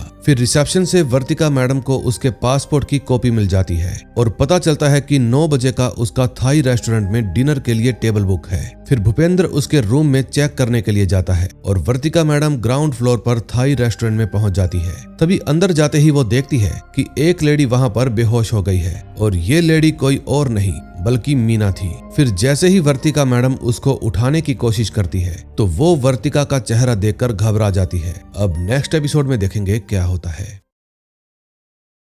5th एपिसोड में हम देखते हैं मीना जब बेहोश हो जाती है तो वर्तिका मैडम उसको संभालती है और स्टाफ को कहती है कि जल्दी से पानी लेकर आओ, लेकिन मीना कहती है कि मेरी शुगर ड्रॉप हो गई है। फिर वर्तिका मैडम कुछ मीठा मंगाकर उसको खाने के लिए देती है और वो ठीक हो जाती है। फिर वर्तिका उसको बैठने के लिए कहती है, लेकिन मीना कहती है कि मुझे वॉशरूम जाना है। इतने में वहाँ पर भूपेंद्र भी आ जाता है और बताता है कि वो अपने रूम में नहीं मिला। फिर मैडम वेटर को बुलाकर पूछती है कि मिथुल खन्ना कौन से टेबल पर बैठा है। वेटर कहता है यही टेबल था मैम। तभी मैडम के दिमाग की बत्ती जलती है कि ये वही औरत थी जिसको वो लोग पकड़ना चाहते थे, यानी जो मिथुल से डील करने के लिए आई थी। फिर वो दोनों भागकर बाहर जाते हैं, लेकिन इतने में मीना वहाँ से निकल चुकी थी। फिर वो लोग सिक्योरिटी रूम में जाते हैं और मीना की फुटेज निकलवा लेते हैं। फिर भूपेंद्र अपने साथियों को फोन करता है और कहता है कि इस होटल के 5 किलोमीटर के दायरे में नाकाबंदी करवा दो। मैं तुम्हें एक फोटो भेज रहा हूँ, ये लेडी बचकर नहीं जानी चाहिए। इस समय मीना अपनी कार में बैठकर वहाँ से भाग रही थी। तभी उसके पास जॉन गुप्ता का फोन आता है और वो कहता है कि मुझे 72 घंटों के अंदर अंदर डिलीवरी मिल जानी चाहिए, वो भी पूरी 40 लड़कियों की। मीना कहती है मैं आपके पास 30 लड़कियां भिजवा रही हूँ, लेकिन जॉन कहता है 40, नहीं तो डील कैंसल। फिर मीना विजय के पास फोन करती है और कहती है कि जॉन को 40 लड़कियां ही चाहिए, वो 30 से नहीं मान रहा। फिर विजय कहता है कि भाई जी को भी पैसे देने पड़ेंगे क्योंकि वो भी हमसे गुस्सा थे। एक काम करता हूँ, मैं हमारे पास जितने भी पैसे पड़े हैं मैं उनको दे आता हूँ ताकि हमें कुछ दिन की और मोहलत मिल जाए। और कुसुम को कहता हूँ कि लड़कियों को तैयार करके उनकी प्रोफाइल तुम्हारे पास भेजेगी। फिर मीना कहती है मैं भी 6 घंटे में तुम्हारे पास पहुँच जाऊंगी। अगले सीन में हम देखते हैं नीति सिंह सिमरन के थाने में फोन करती है और सिमरन के बारे में पूछती है, लेकिन ऑफिसर कहता है कि आज वो आई ही नहीं। फिर नीति पूछती है कि क्या आपने जानने की कोशिश की कि आज वो क्यों नहीं आई। ऑफिसर कहता है कि अगर कोई अपनी ड्यूटी पर नहीं आता तो ये कोई सीरियस बात नहीं है, हो सकता है कि उसको कुछ काम पड़ गया हो। फिर नीति सिंह वर्तिका मैडम के पास जाती है और कहती है कि मुझे रोहतक जाने की इजाजत दो क्योंकि सिमरन से कल से कांटेक्ट नहीं हो पा रहा और ना ही आज वो पुलिस स्टेशन में गई, वो मीना के केस पर ही काम कर रही थी। फिर वर्तिका मैडम कहती है कि तुम जाओ और अगर तुम्हें कोई भी जरूरत पड़े तो मुझे फोन कर देना। दूसरी तरफ मीना के कुछ गुंडे सिमरन को मीना के फार्म हाउस पर ले जाते हैं और वहां ले जाकर एक कमरे के अंदर बंद कर देते हैं। अब सिमरन का क्या होगा ये हमें आगे पता चलेगा। अगले सीन में हम देखते हैं जयराज सिंह और विमला दोनों ही बिहार के मुजफ्फरपुर में पहुंच जाते हैं क्योंकि कल्याणी की बेटी इसी शहर में रहा करती थी। तभी सुनील नाम का एक पुलिस वाला उन दोनों को रिसीव करने के लिए आता है और बताता है कि हमने दीपा को थाने में ही बुला लिया है, लेकिन उससे कोई पूछताछ नहीं की, सोचा आप खुद ही आकर कर लेंगे। फिर थाने में ले जाकर सुनील बताता है कि ये कल्याणी की बेटी दीपा है, हमने इसके बिजनेस के बारे में भी पता किया है। जॉब की एजेंसी की आड़ में ये सस्ती मजदूरी और लड़कियों का धंधा करती है। फिर दीपा अपनी सफाई देने की कोशिश करती है, लेकिन जयराज सिंह कहता है कि तुम्हें जो करना है करो, बस हमें ये बता दो कि शबनम की बेटी कहाँ है। पहले तो दीपा शबनम को पहचानने से ही इनकार कर देती है, लेकिन बाद में कमला अपने स्टाइल में समझाती है कि तुम्हारी माँ खतरनाक लोगों के साथ काम किया करती थी और जैसे उन्होंने तुम्हारी माँ को मारा अब वो तुम्हें भी मार डालेंगे। अगर पुलिस की प्रोटेक्शन चाहिए तो बता दो शबनम की बेटी कहाँ है। फिर दीपा बताती है कि कुछ समय पहले तक वो मेरे ही साथ थी, लेकिन फिर मैंने उसको एक भिखारी गैंग को बेच दिया। फिर दीपा उन सब को लेकर रेलवे स्टेशन पर जाती है ताकि उस भिखारी को पहचान सके। फिर काफी ढूंढने के बाद उनको वो भिखारी मिल जाता है जिसके पास शबनम की बेटी थी, लेकिन वो भिखारी होशियारी दिखाने की कोशिश करता है, इसलिए जयराज उसको अपने तरीके से समझा देता है। फिर वो लोग वर्तिका मैडम के पास फोन करके उनको भी बता देते हैं कि हमको वो लड़की मिल गई। तभी वर्तिका भूपेंद्र को बताती है कि ये औरत यानी कि मीना बेहोश होने का नाटक नहीं कर रही थी बल्कि सच में बेहोश हुई थी, लेकिन मुझे देखते ही वो अचानक से सचेत हो गई, शायद वो मुझे जानती है। अब बड़ी बात ये नहीं है कि वो मिथुल खन्ना से लड़कियां क्यों खरीदती है, बल्कि जरूरी बात ये है कि किसके लिए खरीदती है। तभी वर्तिका मैडम आशुतोष को बुलाती है और कहती है कि मीना और विजय की फोटो राजकीय पुलिस नेटवर्क में भिजवा दो और चेक करो कि उनके नाम से कोई और फेक आईडी तो नहीं। अगले सीन में हम देखते हैं जॉन गुप्ता मीना की भेजी हुई फोटोज को देख रहा था। तभी उसको उनमें से एक लड़की पसंद आ जाती है, वही लड़की जिसका नाम सोनम था।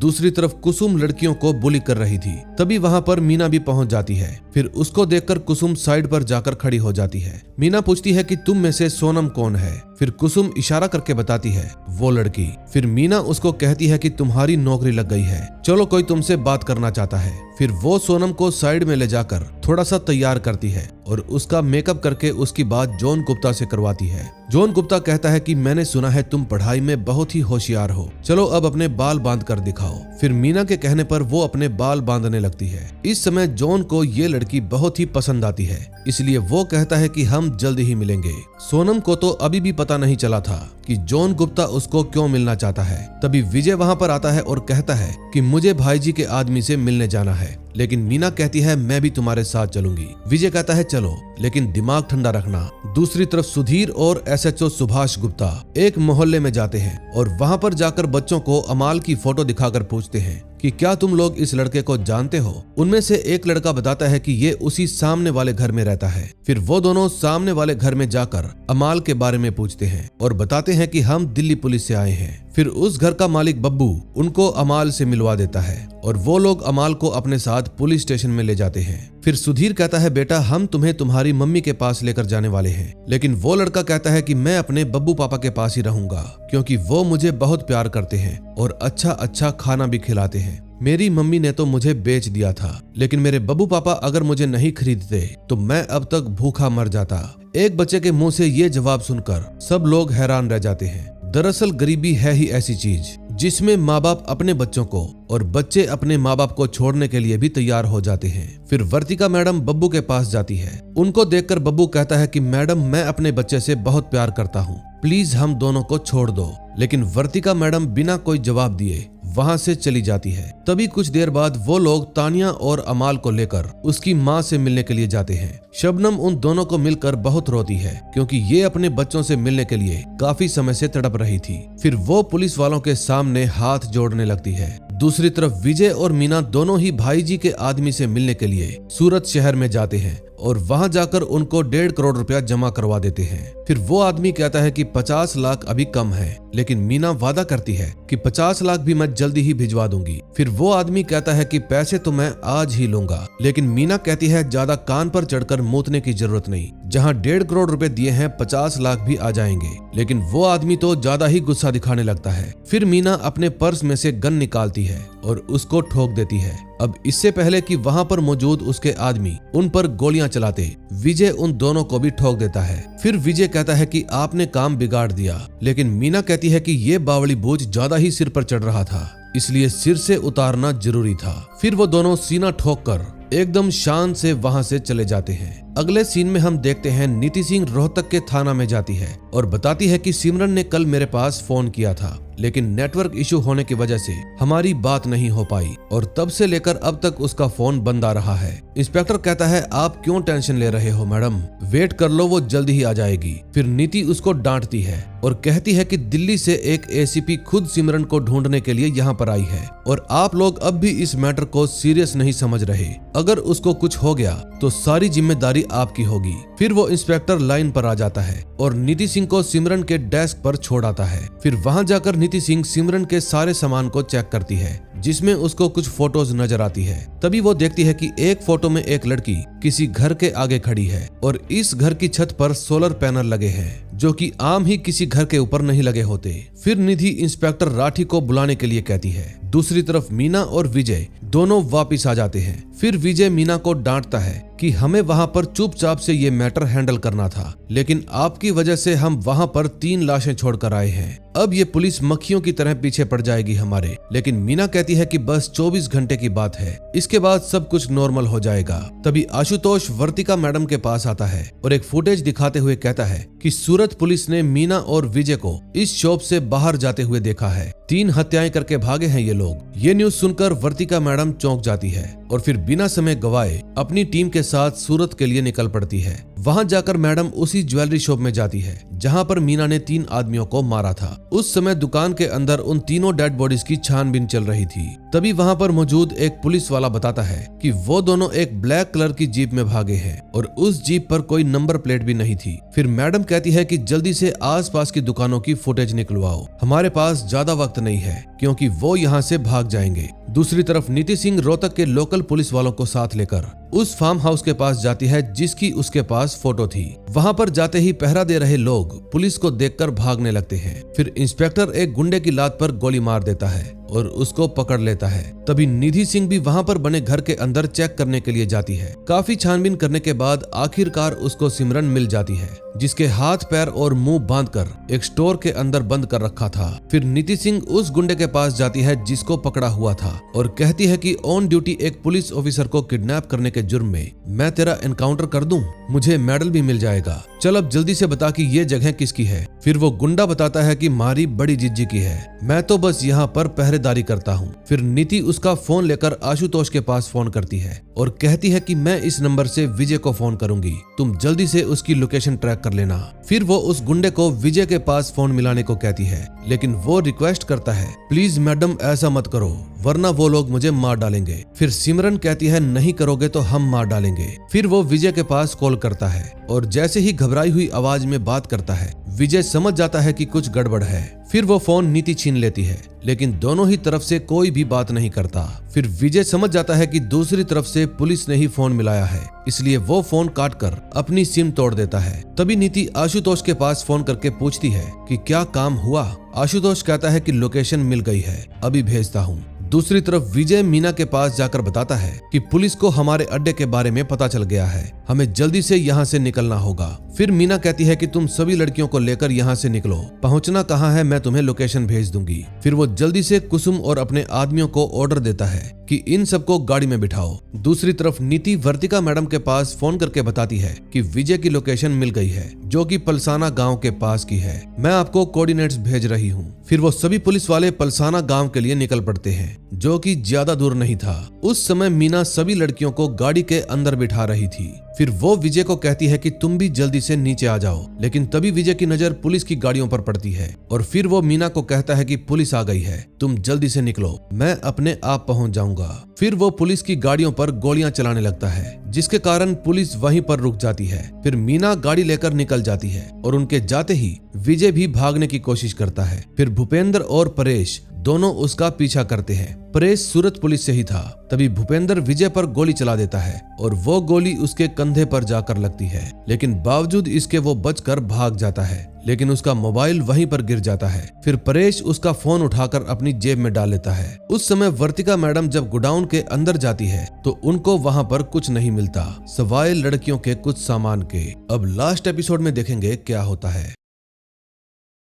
लास्ट एपिसोड में हम देखते हैं मीना बहुत ही ज्यादा टेंशन में थी क्योंकि बार बार ट्राई करने पर भी विजय का फोन बंद आ रहा था। मीना को डर था कि कहीं वो पकड़ा ना गया हो। फिर कुछ घंटे बाद वो मुंबई पहुंच जाते हैं। फिर मीना सभी लड़कियों को हौसला देती है कि बस एक दिन और उसके बाद तुम सबकी नौकरी लग जाएगी। दूसरी तरफ नूर की हालत बहुत ही ज्यादा बिगड़ जाती है, इसलिए डॉक्टर तुरंत उसका ट्रीटमेंट शुरू कर देते हैं। अब वर्तिका मैडम भी सूरत से दिल्ली वापस आ चुकी थी। तभी जयराज सिंह उनको लेने के लिए आता है। फिर घर जाते वक्त उनके पास SHO सुभाष का फोन आता है और वो बताते हैं कि नूर इस दुनिया में नहीं रही। फिर वर्तिका मैडम जयराज सिंह को कहती है गाड़ी एम्स की तरफ घुमा लो। फिर हॉस्पिटल में जाने के बाद मैडम अपनी टीम से मिलती है और फिर शबनम बानो को हौसला देती है क्योंकि अपनी बेटी की मौत पर वो बहुत ज्यादा उदास हो गई थी। तभी हॉस्पिटल में मीडिया वाले भी आ जाते हैं और डॉक्टर से तरह तरह के सवाल करते हैं। डॉक्टर बताती है कि उस बच्ची ने मौत से लड़ने की बहुत कोशिश की, लेकिन आज सुबह उसको दिल का दौरा पड़ गया और हम लोग उसको बचा नहीं पाए। फिर मीडिया वाले सवाल करते हैं कि जिसने बेबी नूर का ये हाल किया है उसको क्या सजा मिलेगी,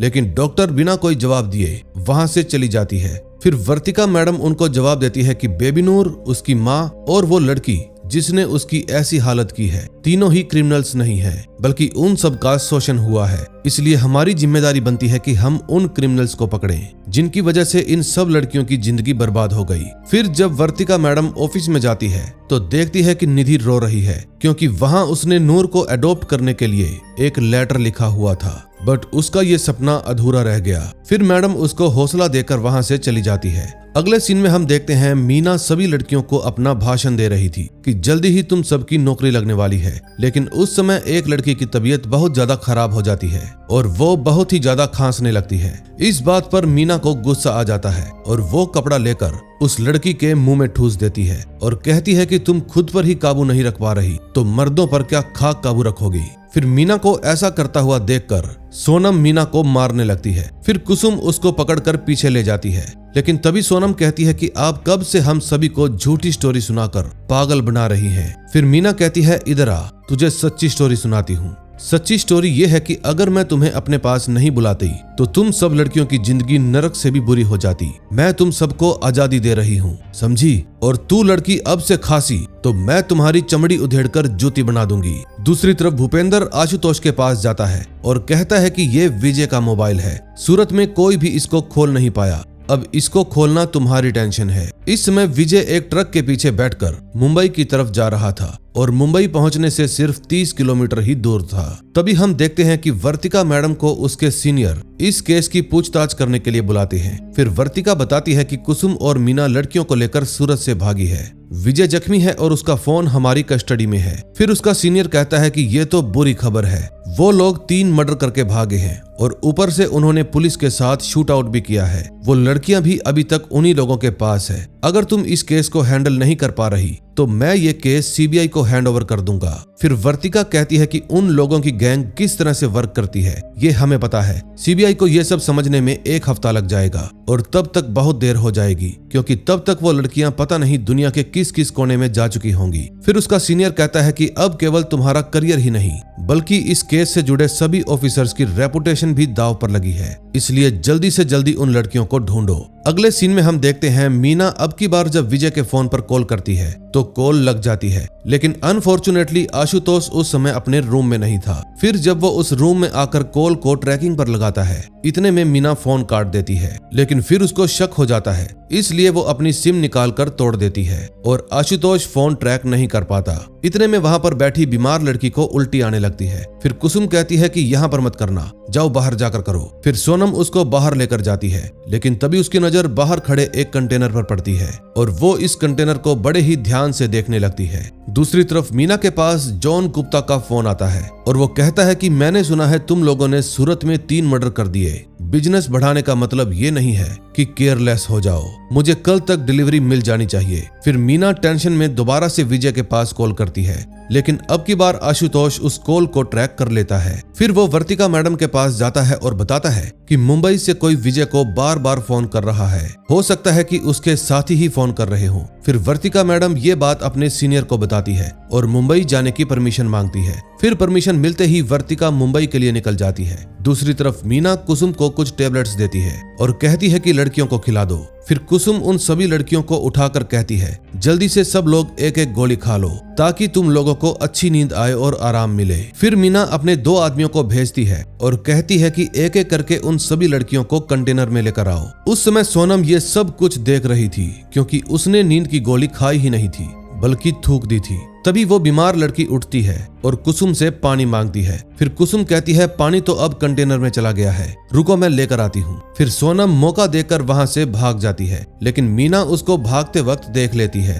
फिर वो अपने आदमियों को आवाज लगाकर उसको पकड़ने के लिए कहती है। इतने में विजय भी मुंबई में पहुंच जाता है और ट्रक से उतरकर ड्राइवर से पनवेल कंटेनर यार्ड के बारे में पूछता है, जो कि वहाँ से 2 किलोमीटर ही दूर था।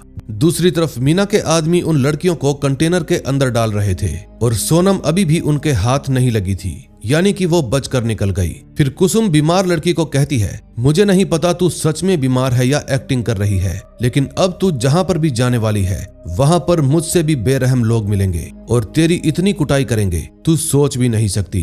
फिर सभी लड़कियों को कंटेनर के अंदर बंद करने के बाद कुसुम मीना के पास जाती है और सोनम के भाग जाने के कारण उससे माफी मांगती है, लेकिन तभी पीछे से मीना का एक आदमी आकर उसके गले में बेहोशी का इंजेक्शन लगा देता है और उसको भी बाकी लड़कियों के साथ ही बंद कर देता है, क्योंकि इनको अपनी 30 लड़कियां पूरी जो करनी थी। फिर वो लोग उस कंटेनर को थाईलैंड जाने वाले कंटेनर्स के पास रखने लगते हैं। इस समय मैडम वर्तिका भी महाराष्ट्र पुलिस के साथ उसी यार्ड पर ही जा रही थी। इतने में विजय भी उस यार्ड में पहुंच जाता है, लेकिन उसको वहां पर कोई भी नहीं मिलता, क्योंकि मीना इस समय कंटेनर को सही जगह पर लगा रही थी। फिर वो जॉन गुप्ता के पास मैसेज करती है कि आपका काम हो गया, और जॉन का रिप्लाई आता है कि मैं 1 घंटे में पिक करवा लूंगा। फिर मीना अपने आदमियों को कहती है जाकर अपनी जीप लेकर आओ, और जब वो लोग जाने लगते हैं तो उनकी नजर पुलिस वालों पर पड़ जाती है, इसलिए वो सब लोग भागकर छुप जाते हैं। तभी वर्तिका मैडम की टीम एएसपी गणेश नायक से जाकर मिलती है, जो कि पहले से ही उनका इंतजार कर रहे थे। वो बताते हैं कि मेरी टीम यहाँ के सभी एग्जिट ब्लॉक कर रही है, और फिर वो इस पोर्ट के बारे में बताते हैं कि ये पोर्ट प्राइवेट है, यहाँ की मोस्टली शिपमेंट विदेशों में ही जाती है और उनकी चेकिंग भी वहीं पर जाकर होती है। ये यार्ड 10 एकड़ में फैला है और यहाँ पर कुल 5000 से भी ज्यादा कंटेनर्स हैं। फिर वो सब लोग वहाँ की छानबीन करने लगते हैं। अब विजय भी छुपता छुपाता वहाँ पर पहुँच जाता है और मीना को ढूंढने की कोशिश करता है, लेकिन तभी वर्तिका और नीति की नजर उस पर पड़ जाती है। फिर वो दोनों उसका पीछा करने लगते हैं, लेकिन तभी उनको एक कंटेनर के अंदर से आवाज आती है। फिर निधि उसको खोल कर देखती है और उसमें उनको सोनम मिल जाती है, जो कि वहाँ पर छुपी हुई थी। फिर वर्तिका मैडम उसको पहचान लेती है और कहती है डरो मत, हम पुलिस वाले हैं, तुम्हारी दादी तुम्हें ढूंढ रही है और हम तुम्हें उनके ही पास ले जाने के लिए आए हैं। फिर जब वर्तिका मैडम उसको बाकी पुलिस वालों के पास लेकर जाती है तो वो पूछती है कि मेरी दोस्त और बाकी की लड़कियां कहां पर है। फिर गणेश कहता है कि हम उनको ढूंढ रहे हैं, क्या तुम्हें उस कंटेनर का रंग याद है? फिर सोनम याद करके बताती है कि उसका कलर ग्रीन था और उसके ऊपर कुछ नंबर्स भी लिखे हुए थे। फिर ये जीनियस लड़की वो नंबर भी पुलिस वालों को बता देती है, क्योंकि इसको वो नंबर्स याद थे। फिर वो पुलिस वाले कंटेनर का कलर और नंबर अपनी पूरी टीम को बता देते हैं, ताकि उस कंटेनर को जल्दी से जल्दी ढूंढा जा सके। फिर वो सभी लोग अलग अलग टीमों में बढ़ जाते हैं ताकि उन लड़कियों को ढूंढ सके। फिर काफी देर ढूंढने के बाद नीति और जयराज सिंह को वो कंटेनर मिल जाता है, और जब वो लोग उस कंटेनर को खोलकर देखते हैं तो उनको लड़कियां भी मिल जाती है। फिर नीति फोन करके बाकी ऑफिसर्स को भी वहां पर बुला लेती है और वो सब मिलकर उन लड़कियों को वहां से बाहर निकालने लगते हैं। तभी नीति सिंह की नजर कुसुम पर पड़ती है। फिर वो जयराज सिंह की हेल्प लेकर उसको होश में लाने की कोशिश करती है और पूछती है मीना कहाँ है, लेकिन कुसुम बहुत ज्यादा नशे में थी, इसलिए वो कहती है कि मुझे नहीं पता, आप उस कमीनी को छोड़ना मत। फिर नीति विमला के पास फोन करके बताती है कि हमें लड़कियां मिल गई हैं, फिलहाल बेहोश हैं, लेकिन जल्दी ही होश में आ जाएंगी, तुम अपना ख्याल रखना और सोनम का भी। जिस समय ये दोनों आपस में बातें कर रही थी तो अचानक पीछे से मीना और उसके दोनों गुंडे वहां पर आ जाते हैं, लेकिन सोनम उनको देख लेती है। फिर वो विमला को भी बता देती है कि पीछे से मीना आ रही है। तभी देखते ही देखते वहां पर गोलियां चलने लग जाती हैं। बाकी पुलिस वाले भी गोलियों की आवाज सुनकर समझ जाते हैं कि विमला और सोनम की जान खतरे में है, लेकिन विमला के निशाने भी पक्के थे। वो मीना के दोनों गुंडों को मार गिराती है, इसलिए मीना डर कर वापिस यार्ड की तरफ भाग जाती है। फिर जैसे ही उसकी टीम उसके पास आती है तो वो बता देती है कि मीना किस तरफ भागी है। फिर वो सभी लोग उसको ढूंढने के लिए जाते हैं। काफी देर ढूंढने के बाद वर्तिका चतुर्वेदी को मीना मिल जाती है और वो उसको गन पॉइंट पर ले लेती है। फिर मीना कहती है मार सकती हो तो चलाओ गोली, लेकिन वर्तिका उसको चुपचाप नीचे बैठने के लिए कहती है और कहती है तुम्हें शर्म आनी चाहिए, तुम लड़कियों का धंधा करती हो। मीना कहती है शर्म किस बात की, ये धंधा तो देश के हर कोने में हो रहा है, कभी दहेज के लिए, कभी बच्चा पैदा करने के लिए, तो कभी मर्दों की हवस शांत करने के लिए। सभी लड़कियां धंधा ही तो करती हैं, बस तरीका अलग अलग है और मुझे गिरफ्तार करने से कुछ भी फर्क नहीं पड़ेगा। फिर वर्तिका उसको गन नीचे रखने के लिए कहती है। जब मीना अपनी गन नीचे रख देती है तो वर्तिका उसको उठाने के लिए आगे बढ़ती है, लेकिन तभी एक गोली आकर वर्तिका की पीठ पर लगती है, जो कि किसी और ने नहीं बल्कि विजय ने चलाई थी। फिर वो मीना को लेकर वहां से भाग जाता है, लेकिन तभी आगे से भूपेंद्र और नीति आ जाते हैं और वो विजय को ठोक देते हैं। विजय को मरा हुआ देखकर मीना गुस्से से पागल हो जाती है और वो उन दोनों पर अंधाधुंध फायरिंग करने लगती है, जिसके कारण उन दोनों को अपनी जान बचाकर छुपना पड़ता है। इतने में वर्तिका चतुर्वेदी भी वहां पर आ जाती है, क्योंकि जो गोली उसको लगी थी वो बुलेट प्रूफ जैकेट पर लगी थी, इसलिए वर्तिका मैडम बिल्कुल सही सलामत थी। फिर जैसे ही मीना उसको गोली मारने लगती है तो वर्तिका मैडम उसको ठोक देती है। अब इसी के साथ इस लड़कियों की तस्करी वाला किस्सा खत्म हो जाता है। अब इस घटना को 2 महीने बीत जाते हैं। तभी हम देखते हैं कि एनजीओ का वकील खुशी को लेकर जज मैडम के ऑफिस में आता है। इतने में वहां पर वर्तिका मैडम भी आ जाती है। फिर वकील बताता है कि हमने खुशी का अच्छा व्यवहार देखकर जज मैडम से इसकी रियायत की अपील की है। आप भी टाइम निकालकर यहाँ पर आए, आपका बहुत बहुत शुक्रिया। इतने में जज मैडम भी आ जाती है। फिर जज मैडम कहती है कि इस केस पर चाइल्ड वेलफेयर कमेटी और जुवेनाइल जस्टिस बोर्ड के रिव्यू करने के बाद कोर्ट इस फैसले पर पहुंचा है कि खुशी को नारी शक्ति संस्था में काउंसलिंग और रिहैबिलिटेशन के लिए भेजा जाएगा। खुशी ने नूर को बचाने की कोशिश की। कोर्ट ने इस बात को ध्यान में रखा, न कि इस बात को कि इसने नूर को मारने की कोशिश की। फिर जज मैडम वहां से चली जाती है। खुशी को इस बात का बहुत दुख था कि उसकी खुद की वजह से उसकी बच्ची इस दुनिया में नहीं रही, इसलिए वो रोने लगती है। और इसी के साथ इस सच्ची घटना पर आधारित सीरीज का एंड हो जाता है। दोस्तों, भारत में 2022 में 2,93,500 महिलाओं के लापता होने की सूचना मिली थी। महिलाओं के लिए हेल्पलाइन नंबर, जो कि 24 घंटे 7 दिन खुला रहता है, हमेशा आपके फोन में सेव होना चाहिए, जो कि 1091 और 181 है। संकटग्रस्त बच्चों के लिए चाइल्ड लाइन या रेलवे चाइल्ड लाइन नंबर 1098 है, जो कि हमेशा आपके फोन में सेव होना चाहिए। दोस्तों, अगर आपको दिल्ली क्राइम सीजन 3 पसंद आया है तो वीडियो को लाइक करके अपने दोस्तों के साथ शेयर करें। और अगर आप इसके पहले के 2 सीजन देखना चाहते हैं तो उनके लिंक आपको डिस्क्रिप्शन में मिल जाएंगे, जो कि बहुत ही जबरदस्त थे। आपको वो जरूर देखने चाहिए, क्योंकि इससे दिल्ली की असलियत आप लोगों के सामने आएगी कि वहां पर अच्छे लोगों के साथ साथ कितने घिनौने लोग भी रहते हैं। और दोस्तों, अगर आप हमारा चैनल सब्सक्राइब करोगे तो मुझे बहुत खुशी मिलेगी, और बेल आइकन जरूर दबा देना, ताकि कोई भी बढ़िया वीडियो आए तो आपसे मिस ना हो। हम मिलेंगे ऐसी ही और मजेदार सीरीज के साथ। Till then, bye bye.